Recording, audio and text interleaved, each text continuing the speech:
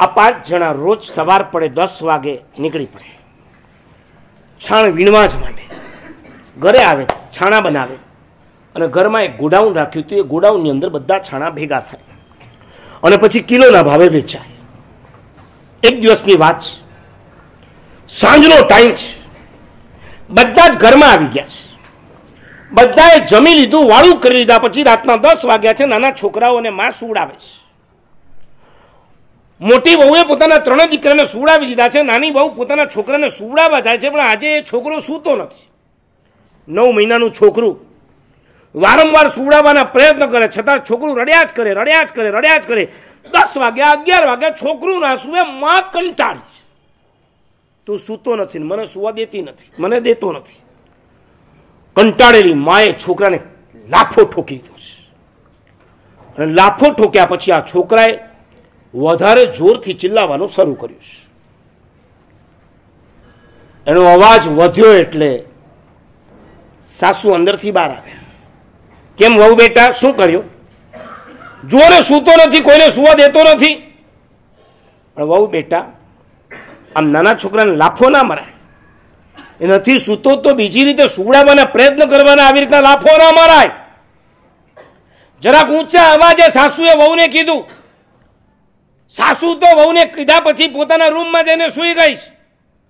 છોકરું થોડી જ વારમાં સૂઈ ગયું છે, આખું ઘર સૂઈ ગયું છે, પણ હવે આ વહુને ઊંઘ નથી આવતી. આખી રાત એને વિચાર આવે છે, છોકરું મારું છે, હું એને મારી પણ શકું છું, હું એને લાડ પણ કરી શકું છું, મેં કુછ ભી કરું, મેરી મરજી. દીકરો મારો છે, મારી સાસુએ મને આમ કીધું કેમ? આખી રાત એને સાસુના વિચાર આવ્યા છે.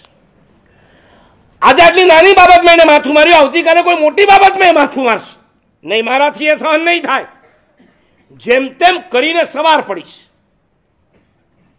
ચા પાણી કર્યા પછી સાસુ, સસરા, ધણી, જેઠ અને જેઠાણી 5 જણા નીકળી ગયા છે ખેતરે જવા, છાણ ભેગું કરવા માટે.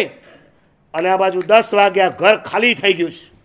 આજે 4 છોકરાઓને એને કીધું આજે કોઈએ સ્કૂલમાં નથી જવાનું. છોકરાઓને તો મજા પડી ગઈ, સ્કૂલમાં નથી જવાનું એટલે ઓર મજા. અને આ 10 વાગ્યા, જેને 10 વાગે એટલે રોજ ખેતરે જવાનું, એ ભાત લઈને, ભાત એટલે સમજો છો, ભોજન, પોતાના પરિવારના 5 સભ્યોનું ભોજન બનાવીને 10, 11, 12 વાગે ખેતરે પહોંચી જાય. બધાને જમાડીને આ નાની વહુ પાછી આવે. આજે એને રસોઈ બનાવવાનું મોકૂફ કર્યું છે. ગઈકાલનો એનો ગુસ્સો સમાતો નથી. કોઈ પણ હિસાબે આજે સાસુનો બદલો લેવો છે. કઈ રીતે લઉં? હું નાની પડું છું, મારી સાસુનો બદલો મારાથી કઈ રીતના લેવાશે? એટલે એને બીજો વિચાર કર્યો.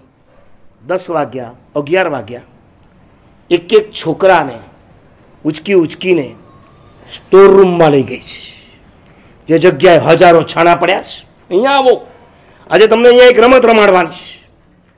મોટા જેઠના 3 દીકરા અને નાના પોતાના દીકરાને અંદર લઈ ગઈ છે.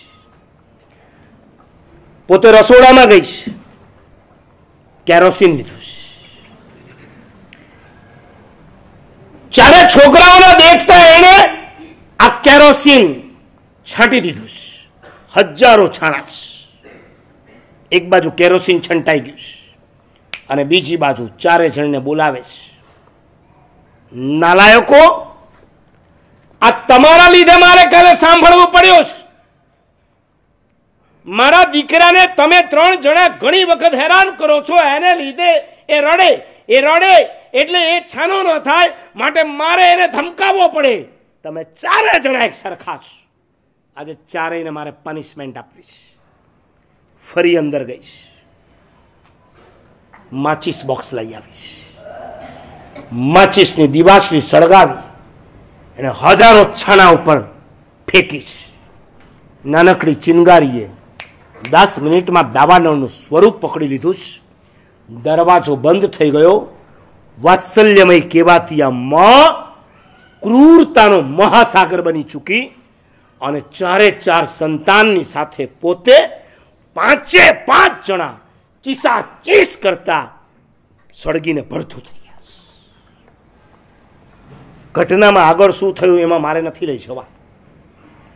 આ રિયલ ઘટનામાં મારે તમને પૂછવું છે, વહુનો ક્રોધ વધારે એને ડિસ્ટર્બ કરતો હતો કે વહુનો અહંકાર એને વધારે ડિસ્ટર્બ કરી ગયો છે? ઓકે, જવાબ તો તમે બહુ સારો આપ્યો છે. હવે હું તમને પૂછું છું, તમારા મતે ક્રોધ વધારે ખરાબ છે કે ઈગો વધારે ખરાબ છે? નહીં, આજના ટોપિકને વાંચીને તમે ઈગો બોલતા હો તો મહેરબાની કરીને તમે આજ સુધી કોને ખરાબ માન્યો છે એનો જવાબ આપો, ક્રોધને કે અહંકારને. તમે જ્યારે પણ આવ્યા હશો ને તમને કોકે પૂછ્યું હશે કે તને ક્રોધ? હા મારા સાહેબ ક્રોધ બહુ. તમે અમારી આગળ ઘણી વખત તમારા ક્રોધની ફરિયાદ લઈને આવ્યા છો, તમારા ઈગોની ફરિયાદ તમે ક્યારેય નથી કરી. મારી પાસે તો નથી કરી, કોઈની પાસે કદાચ નહીં કરી હોય.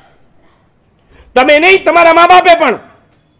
કારણ કે તમે ખુદ માની બેઠા છો ક્રોધ જેટલો ખરાબ છે એટલો તમને અહંકાર ખરાબ દેખાતો જ નથી.